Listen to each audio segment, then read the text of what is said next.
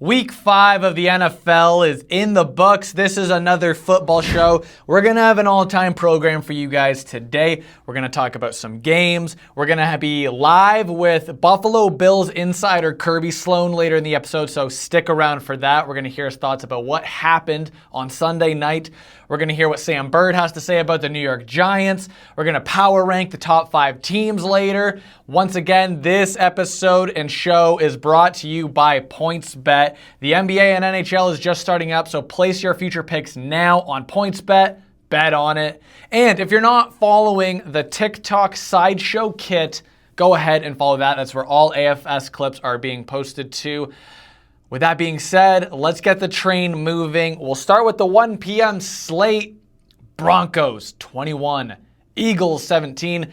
This is like the first time in years that the Eagles have let Jalen Hurts throw for 40 passes, and they lost, which is hilarious.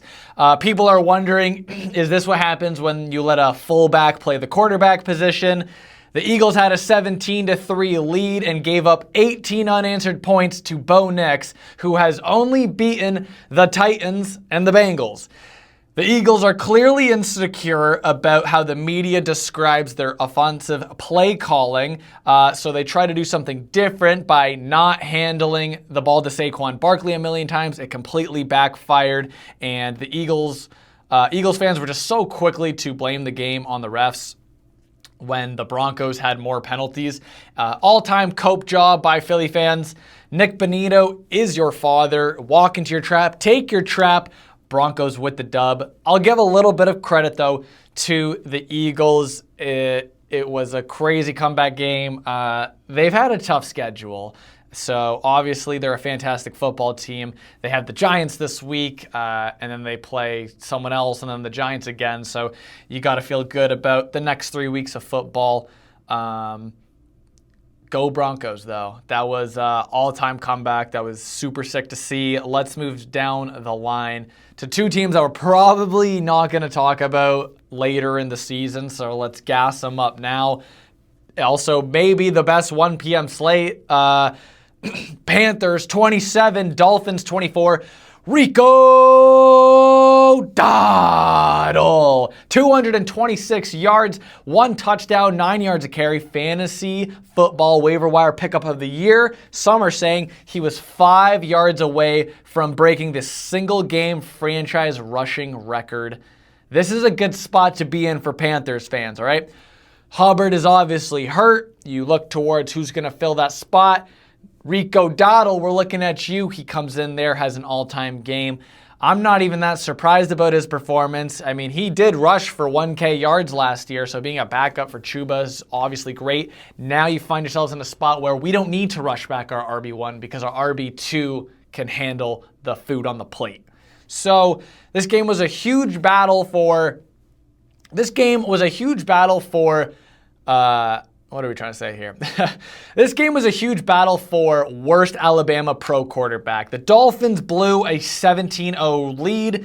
This is the 3-step plan for the Dolphins to be a good football team. So 1, trade everyone you can, blow it up, get as many draft picks as humanly possible, fire the entire front office, and accept the fact that Mike McDaniel will go to a good team and be a rock star of an offensive coordinator. And then submit a request to join either the CFL or the UFL. I mean, can you imagine Mike McDaniel if he was on like the Bengals or the 49ers, like what that would do? The Dolphins are clearly deader than dead. Panthers, a little bit frisky, but they're just the sweethearts of the league. So let's move down the line. Saints 26, Giants 14. Let's take it to our insider, Sam. I should have had this pulled up already. Last week, I was analyzing the Giants game, and I said, we play the Saints next week, so 2 wins in a row. And boy, I think I jinxed us. So the game hasn't even finished yet, but it's over.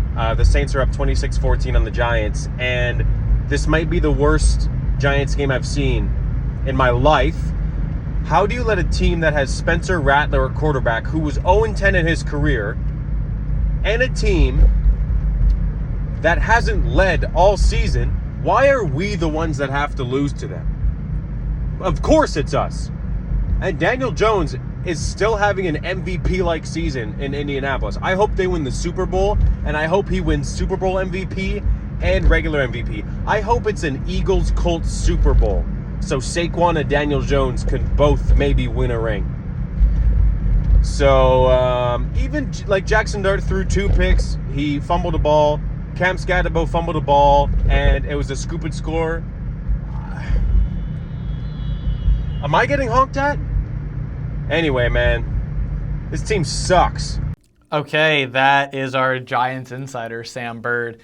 You know, a lot of factual things said in that video. I think people are going a little too hard on the Saints. Yeah, they're 1-4. People thought, oh, the Giants are going to walk all over them. If you look at, like, the Saints need more praise. If you look at their 1-4 record, yeah, all their games besides Seattle have been pretty close, actually, considering people just immediately count them out. There's a lot of other teams that are further off the path than New Orleans, so you can't just think that's an automatic dub. Also, the Giants haven't shown that much. The win against the Chargers has been impressive, but when you break it down, defense won you the game.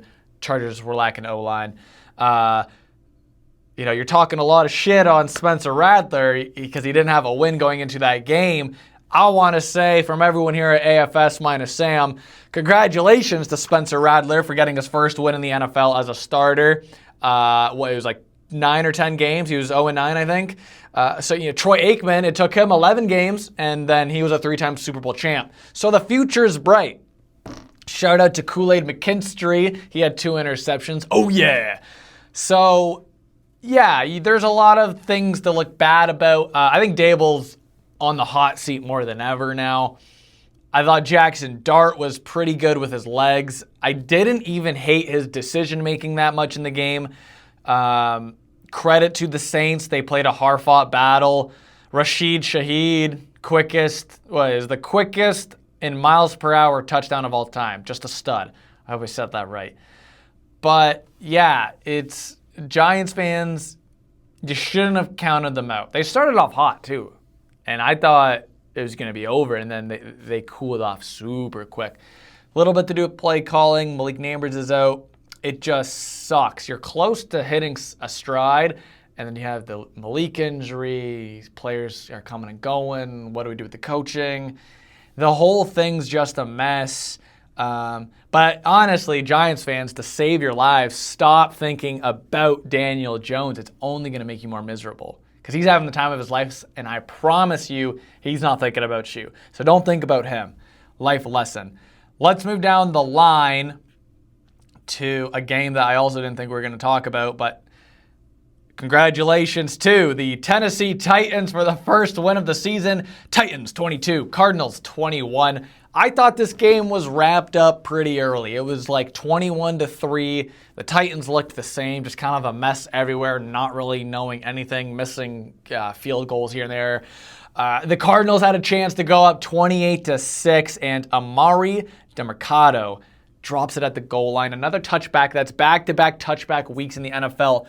The odds on that have to be absolutely insane. I don't know what it is with NFL players and dropping the rock at the goal line. To me, it makes no sense.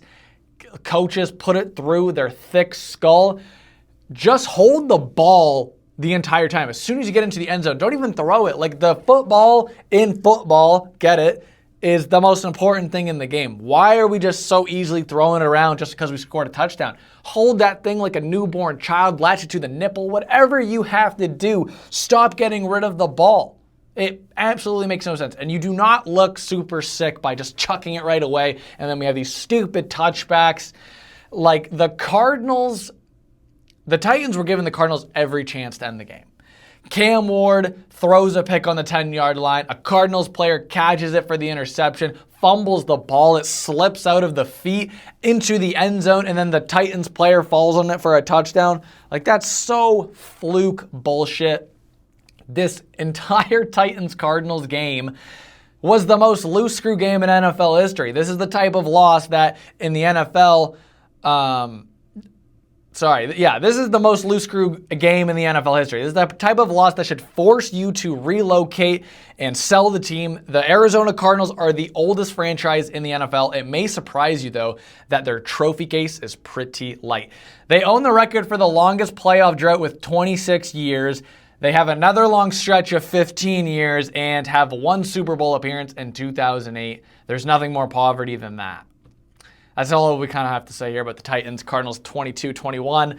I think there's better odds we'll see a touchback in the NFL again instead of me talking about Titans or Cardinals. Who knows? They might pull a fluke game out of their ass. Let's move down the line to primetime Sunday Night Football. I'm going to get all my ish off, and then we're going to run it with Kirby, our Buffalo Bills insider. So, Sunday Night Football, Patriots 23, Bills 20. This was a battle of a game. The torch has officially been passed down. Drake May and the New England Patriots own the Buffalo Bills. May was an absolute poet out there. The definition of him, 22 for 30, 278 yards. Hand up. I was part of the Point Fiesta party, and I realized that I fucked up when both teams fumbled the ball to each other 3 or 4 times in the first quarter. It could have been an all-timer. Part of me feels good, though, just because I was on the right side of at least the spread. 8.5 point, absolutely crazy. Free money on the table. I was shocked to even see that, but this just brings me to my next point. So let's dive into a bit of a deeper issue with what we found out from this game, okay? Is the window closed for the Buffalo Bills? How good is this team? The way it's portrayed this season is they can only beat the 1-4 Ravens, 0-4 Jets, 1-4 Dolphins, or 1-4 Saints. They run into a real team like New England. It's a home game. The Bills are 8.5 point in-division favorites and straight up lose in a game where Josh Allen had 2 turnovers and it's a 3-point loss. Things don't look the best.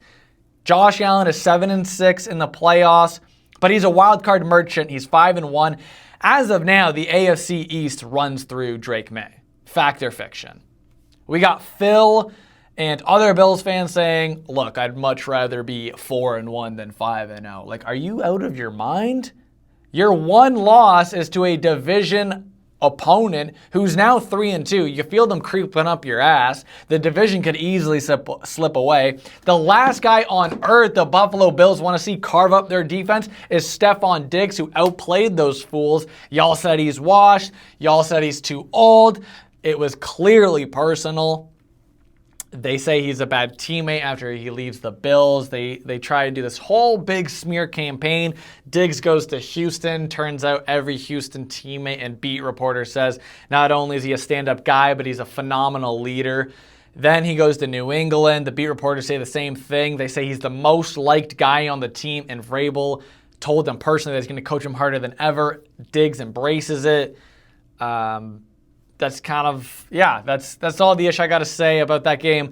Let's get on the phone with our Buffalo Bills insider, Kirby Sloan. My time has come. What's up? Welcome to the show, our Buffalo Bills insider, Kirby Sloan.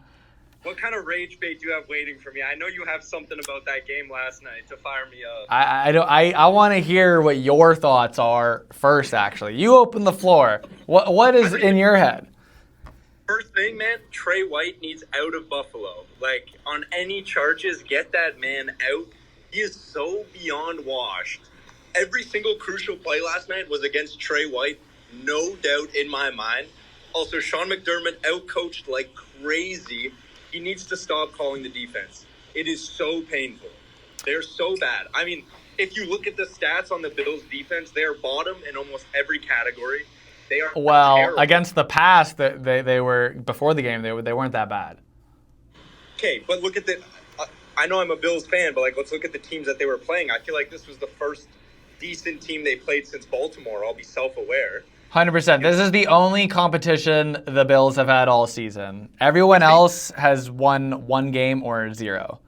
Yes, I can agree on that. But also, want to talk about overreactions. People are now saying the Pats are going to win the division. I'm hearing like insane Drake May glazing. Oh, like 5 minutes ago, I said the AFC East runs through the Drake May and the Patriots. This is their best win since the Tom Brady era. Like, what are we talking about right now? They're literally celebrating like it is a Tom Brady Super Bowl. This is nuts. This is a pretty big win because the torch is passed down. Okay, but also, look, I want to talk about Diggs for a second as well. First of all, this guy saying that it was personal. You forced your way out of Buffalo. Buffalo did not. No. You guys forced him to force his own way. That's how I see it. This is not how you were talking to me years ago when you're the one saying Diggs is a diva, Diggs wants out. Was that not because you guys turned him into a diva? I mean, he was so wholesome, smile guy in Minnesota, comes to Buffalo, has one sip of water, and then boom, everything changes. I don't think that's true at all. I mean, he was becoming a diva because he couldn't handle splitting targets. And look at how much better the Bills' offense has been since they split targets with guys. I mean, fired up Kincaid last night. Kincaid looked great. I don't like this take now because Bills fans will, when they lose, and they cry and say the receiver room is terrible, and then when we win games, we split the ball so much, our receivers are actually good. The Bills have a good receiver room, period. I mean, I think they're good, but I don't think there's any like jump off the page stardom where you're like, that's the wide receiver one. I think Keon Coleman looked great last night. He's finally using that. I mean, minus he was benched that first drive or whatever. Yeah. Whatever those coaches' reasons are. I think he looked good. James Cook didn't do anything for once, and I normally love James Cook. I think the offense is partially to blame last night. I won't come on here and be like, man, the Bills' defense, so many injuries. Where's Ed Oliver? Where's Matt Milano? The corner situation in Buffalo is just brutal. They have no corners. So it was a 3-point loss. Josh Allen had 2 turnovers. What do we make of that? And to be fair, crucial turnovers. I mean, the one into double coverage in the red zone.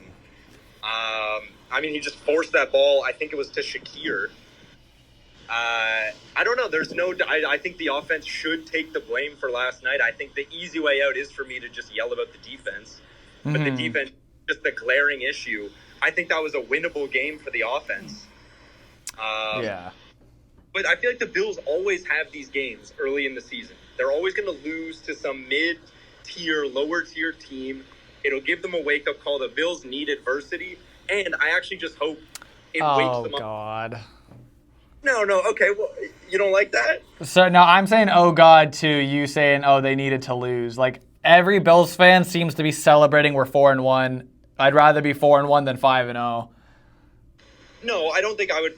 I'd obviously rather be 5-0, but I think if you're 5-0, you're not going to address the issues the same way as losing to a mid-tier Patriots. How is this a mid-tier team? Because the way I look at it is the Bills lost to a division opponent with a record that has 1 less win than the Bills now. They're 3-2. They're creeping up your ass.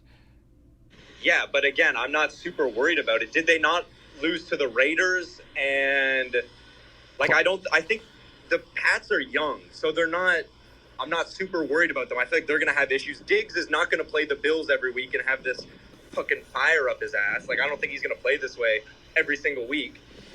I still think Diggs isn't the same guy he was. Now, Drake May, to your point. Talk about a stud.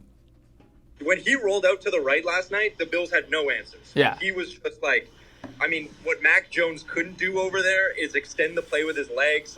He looked phenomenal. I give him credit. Okay. Again, man, it's these stupid corners in Buffalo. Just Trey White was on the wrong end of every single big play last night. Diggs just had his number. Diggs was making stupid plays that you haven't seen him made in years. It actually looked like he just pulled random shit out of his ass. That surprised me. His toe taps, just every route. He's 31, 32? So that was a surpriser, but... Do you think he's going to play like that every week? Seriously. Honestly, he looks better every week. He improves every week. Okay. I don't think he's going to be getting 130-plus yards, but I could see him getting 60 a game. No. And also, though, if you want to talk, the Patriots run game is not that it was great last night, but they're not going to run through teams the way they do Buffalo. Buffalo's always had a terrible Buffalo's run. pretty shit, yeah. They can't defend the run. To talk to you, Derrick Henry probably had his only good game. That's the only good game, yeah. Against the Bills. That fumble that the Bills gave on Derrick Henry ruined everything.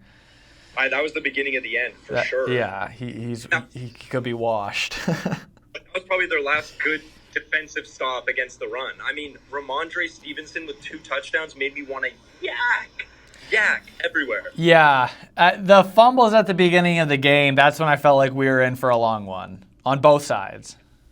Yeah, 100%. I think, oh man, there's just, it's the coaching sometimes. Vrabel just outcoached McDermott so many times last night, and the Bills' sentiment always when there's a loss is fire McDermott, always. I don't know if I want to be the first to do that. I just think they need someone else running that defense, period. So what do you say to people who say the Bills can't win with McDermott as coach? I think they can win. I think it's not going to be easy. Again, he needs to just focus on being the head coach, have someone call plays on defense, and we'll be fine. He can't call the plays. That's it. I think they can win with him, especially this year, because I think it's a little bit more wide open in the Super Bowl race. I'm not super worried about a lot of other teams. They all have their own issues. Normally, to be honest with you, I would have been worried about Baltimore. I ain't that worried. Season's over. Hey, at least you're aware of that. Yeah, now my whole thing is how can I troll as many other people who like all the other teams? Wow, today's the day to do it for Buffalo. Look, I think this will be a good turnaround point. I don't know. They need to get some people on defense, though. They need corners, Max needs to come back from injury, Ed Oliver, Matt Milano. But I feel like that's the cope. I feel like most Bills fans there are injuries on defense. I think it goes so much deeper. Do you think the whiteout jerseys played a factor in it? You said that. That's all I was thinking of last night. These look sick, but they suck in them. I hope the red helmets turn it around. Yeah. That'll be the one. Honestly, I thought the jerseys looked like shit. That's just me. The actual jersey part, I don't hate, but they look like the Las Vegas Raiders. They don't look like the Buffalo Bills out there. Yeah, I see what you mean. That's fair. I guess, but all these whiteout jerseys and stuff are always gimmicky, unless it was those Thursday Night Football color rushes back in the day. Yeah. Oh, that was when it was peak, man. Yeah, also, I don't like the way the logo reflects off the helmet on TV. You can't see. They just look unrecognizable. Well, because also silver is not the Bills' color, really. And so blue, white, and silver was just weird. Yeah. So I thought they were all right. I'm always open to look good, new. Play good. They look better on the players than the fans in the stands. Yeah, very much agree. But also, the real ones in the crowd better be wearing those white out, and then it's always some. Oh, I love the Deion Dawkins guys. If you see a guy with that jersey, it's Deion Dawkins. That's a real fan. Did you see the guy in the Matt Milano jersey who ran with the ball? That was so funny. That was elite, dude. Smart fan. What was that commentary? They're Matt Milano's in the 10th row drinking a beer. Yeah. That was so. So, have you heard of the new rule that the NFL is working on? What's the rule? The NFL is working on a new rule that will give the Bills an automatic win against teams with a winning or even record. Great. Yeah, okay. So you just think that every time the Bills lose, there's going to be a rule to save them. That's what you're saying. They're working on it. What are your thoughts around that? Listen, that's not a thing, okay? The Bills don't get favored like that. You're thinking of the Chiefs, and the one rule change that was made in the playoffs, I think is fair. Two rule changes for our golden boy, Josh Allen. Our golden boy. Yeah, you still don't think Patrick Mahomes is the golden boy? Josh Allen is 100% the golden boy. Mahomes gets more hate than every quarterback in the league. Maybe besides Lamar. He gets hate from the fans, not... And also, I feel like if you're the NFL, what's better for business? People hate watching or watching to love someone? Hate watching is always the way to go. Dude, Josh Allen does not get criticized enough. I think by fans No, Josh Allen gets criticized a ridiculous amount. Hold on, I'm not letting that slide. No chance, bro. He's the golden boy. Bro, let's talk. You brought up his picks yesterday and the turnovers. When anytime that guy would turn the ball over, it was just ruthless. He would get chewed up. Yeah, which is well deserved if you're throwing fucking 19 interceptions in one season.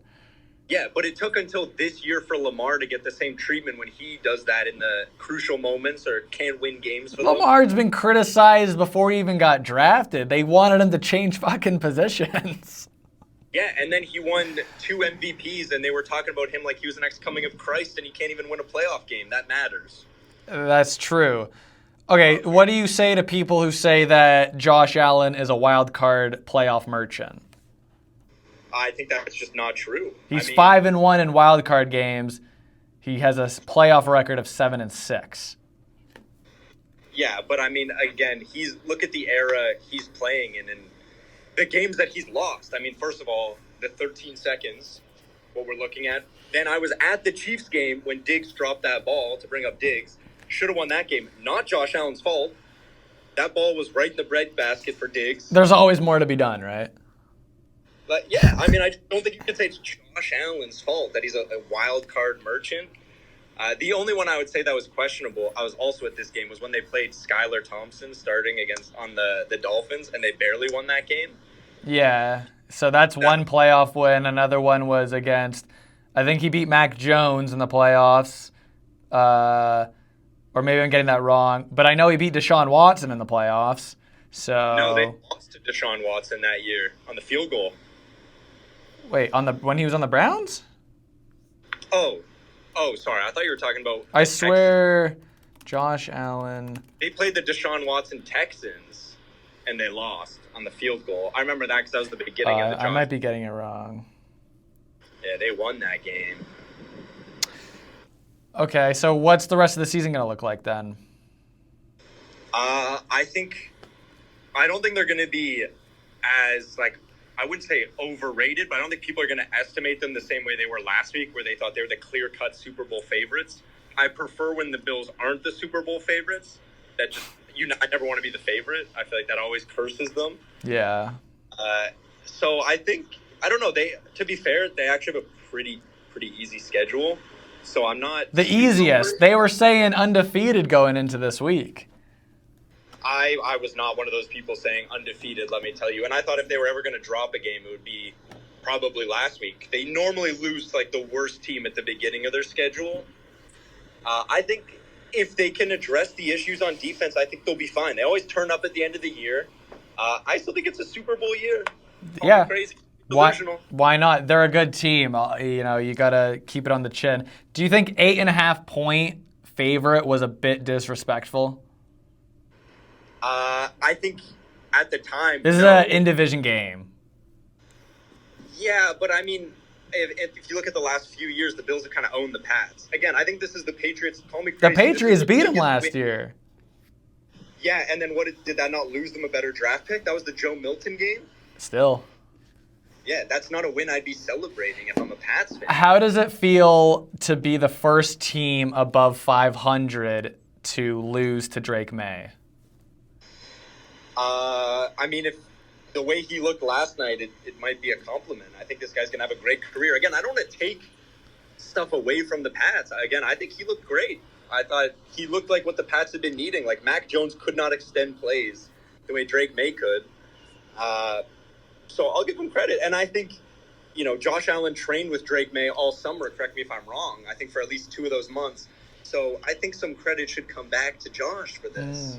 So what you're saying is the East runs through Drake May, snow melts in May. No, I think the East runs through Tua. Always has, always will. Okay. So any opportunity I can to clown the Dolphins. Dolphins fans listening. We're gonna power rank some teams after this phone call. So let's get you to say your top 5 teams in the NFL right now.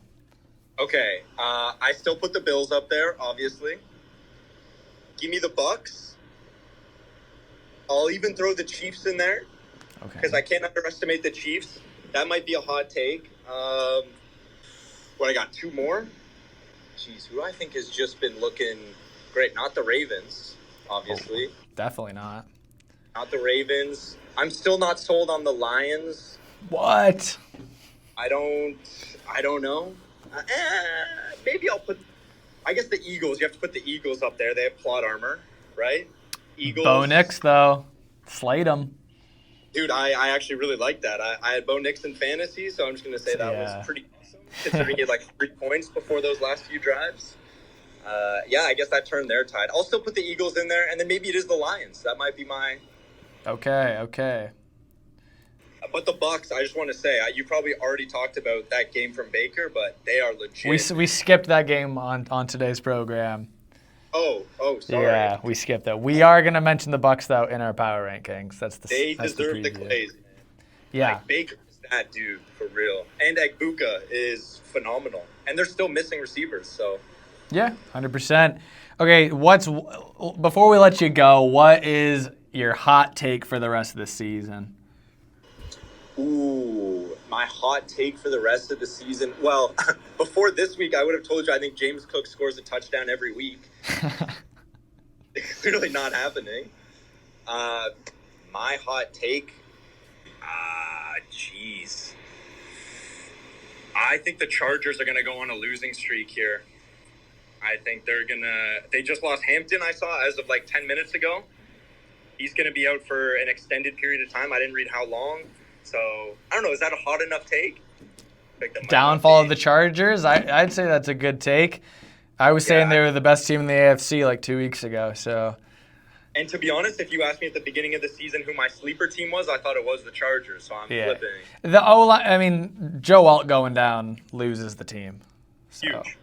Big time. And Quentin Johnson's Butterfingers might be coming back. So That's his true. Lindsay run could be coming to a close. But Ladd's turning up again. So yeah, he almost had that punt return touchdown yesterday. He's just too small to like actually make plays in the red zone, I find. Otherwise, he would be the guy over there. But when you got fucking Keenan Allen who wants to act like a 28-year-old again. Bro, where did this come from? Actually, where did this come from? Because this was not the guy on the Bears last year. I know it's the Bears, but like... Yeah, it's pissing me off. A hot take, bro? Mm-hmm. Fuck the Packers. I think the Packers are on the downfall as well. Jordan Love is not a top 12 quarterback. That's my hot take. Okay, interesting. Interesting. No comment on my end because I have a Packers Super Bowl future. So I'm go Pack go. It was. Hey, let me ask you something then. Dak Prescott or Jordan Love? Jordan Love. I think they're the same shit. I think the Packers and the Cowboys. I like Jordan Love. I don't like Jordan Love, but I also hate the Packers. So maybe this is bias again. I might even have Jordan Love over Jalen Hurts. Call me fucking crazy. I think you have to respect that Jalen Hurts has a Super Bowl. No, I don't. That's a team achievement. No, I still think he deserves some credit for that win. He balled out. And he balled out in that win. Fucking Cooper DeJean had like a pick six, didn't he? Yeah, well, I'm not... Hey, let's not take away credit from Cooper DeJean here. I mean, this is just me trying to compliment Jalen Hurts. I don't even like Jalen Hurts that much. I really just don't think Jordan Love is a top 12 quarterback. That's your hot take, if anything. Okay. Yeah, I that's fair. There is definitely more for him to prove before we give him the top X quarterback. And also to any Packers fans listening, because I have friends that are some. Dude, everyone going into this year, the Packers wide receiver room, so underrated. They're so good. And now every Packers fan is like, man, we just have a terrible wide receiver room. Like, if we had real receivers, this team would be so much better. Like, shut up. It's tough, man. It's tough. It's an up and down season, though. They'll bring it back. I don't think so. I hope not, at least. I hope not. And, like, Micah Parsons has not been looking as good recently, so... Okay, so who's your Super Bowl then? Super Bowl matchup and winner, and then we'll let you off the hook. The dream is obviously still Bills-Lions. But realistically, who would it be? And you can still say Buffalo. Buffalo's in there no matter what. Yeah. I'm not picking them. Bills-Eagles. I feel like that's realistic. Okay. Right? Again, I think the Eagles have plot armor. No, but do I want Bills-Bucks? I kind of want Bills-Bucks. You want Bills-Bucks, you feel Bills-Eagles, no matter what, Buffalo takes it all. 100%. It's still the year. It's still the year. What if it's the Packers? They find their way there. Oh, man, I would love to kick the Packers shit in on the Super Bowl. That would be great.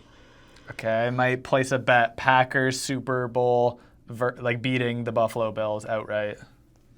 Yeah, those odds would probably be astronomical considering it's not happening. You need to be a top 12 quarterback to lead that Packers team to the Super Bowl. Yeah. All right. Terribly. I just realized you now have me fully saying that. Whatever. Fuck the Packers. We'll take out anything that you don't want. That's fine. Leave it. All right. Stand by. Perfect. Well, we'll definitely have you on later in the season. Anytime something crazy happens in the Bills universe. Can you win? How about that? How about we at once have a night where I can be all excited? The reason why I haven't gotten any Bills people on the show is because the Ravens win. It was all about me. I had to get my shit out there. The other wins haven't been super impressive where I'm like, we need someone to gas it up. Had they won, I still would have gotten you on. We're waiting for staple wins, you know? Yeah, I would have come on just to talk about them beating Diggs alone. Last week, I probably would have been just as fired up, though. It should not have been that close against the Saints. Yeah, you guys were on your... That was a bad one. Terrible. The Saints are better than people think. That's all I'll say. Honestly, I was saying Spencer Rattler is actually pretty good, man. Like, he makes some plays. Troy Aikman started 0-11. 3-time champ. Fair point. Like, again, I'll hold on to the train. He just needs to stop throwing suicide balls to Chris Olave, man. Like, give that guy a break. He needs it. Yeah. Well, all right. Thank you, Buffalo Bills insider Kirby Sloan on the phone. We will get him on later in the season. Of course, man. Yeah. All right. Enjoy the rest of your day, man. You as well. Go Bills. Okay.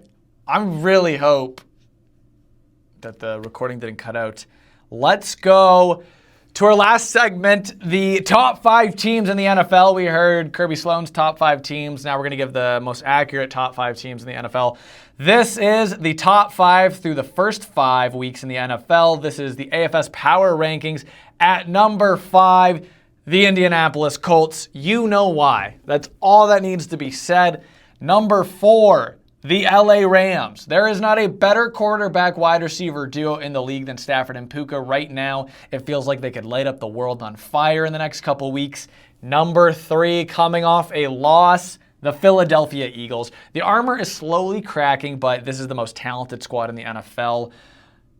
They face some tough competition, but the Eagles, they're so incredibly good as a team.